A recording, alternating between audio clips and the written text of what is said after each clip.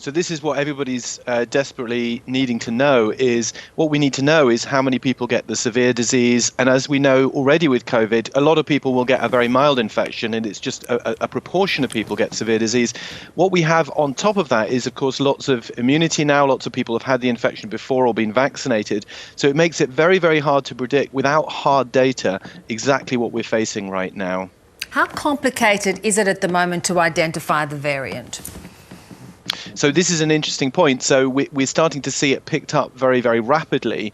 But what we need to know now is how much is that because people are now starting to look for it very specifically as opposed to seeing it through the normal surveillance. And remember that it's much harder to spot a variant than it is just to detect it in the first place.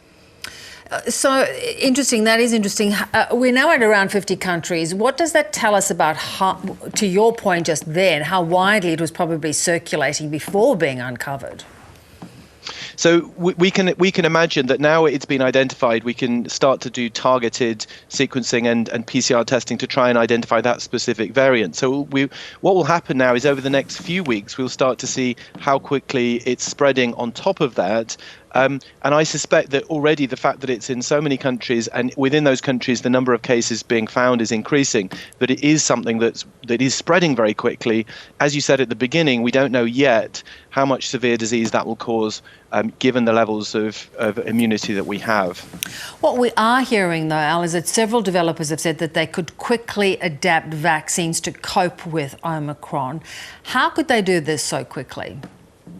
So this is the important point. The reason why we're worried about it is because it does have some significant changes to its external spike protein, and that's what the vaccines are targeted towards.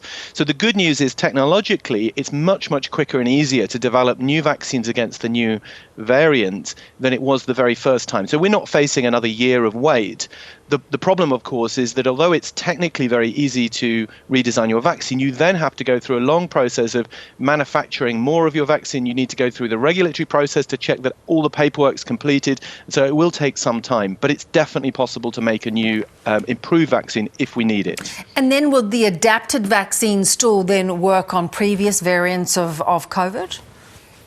So we would expect that, but also, of course, we now have quite high levels of immunity to the previous strains.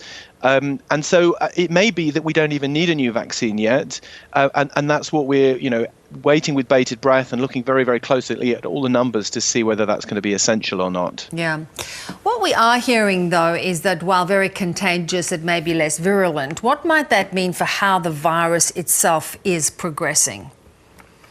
So here's the thing. Honestly, I don't know biologically why it would be likely that the virus would be less virulent. However, of course, the whole world is in a completely different place than we were at the beginning of 2020. At the beginning of 2020, nobody had any immunity to anything in this virus. Now, there's a lot of background immunity. So although there's a lot of mutations in the variant, we still have a lot of immunity. So the most likely explanation is that the reason that we don't see as much severe disease is because people already have some antibodies, even if they're not exactly the right antibodies. And then potentially that there was more spread of it than necessarily even identified. And that's the difficult thing, is that if people aren't getting the severe disease, then it becomes much harder to spot. So absolutely what you will find is that if it doesn't cause as much severe disease, people won't test as much. And of course, actually, in a lot of countries, people are much more relaxed about testing anyway. Everybody's reopening, going back to normal. So that's another reason why maybe we've seen so much spread, is that actually we just haven't been testing enough. Yeah. The WHO is today considering the mix and match of different vaccines. Is that to improve the efficacy? And, is it going to be possible that the booster shots we get should really be from a different type of vaccine?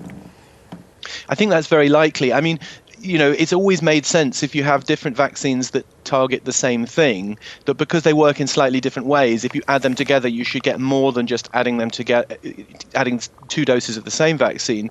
I think there's also another reality there, which is we have to use the doses that we can get hold of.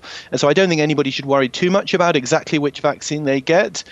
What's brilliant is that we have the data to say, I cannot believe how many different vaccines we actually have, given where we were only less than 2 years ago. So I think that's just, the more vaccines we have, the more that we can vaccinate. It's a brilliant situation to be in. Yeah, you make a very good point. Al, thanks so much for joining us. Thank you.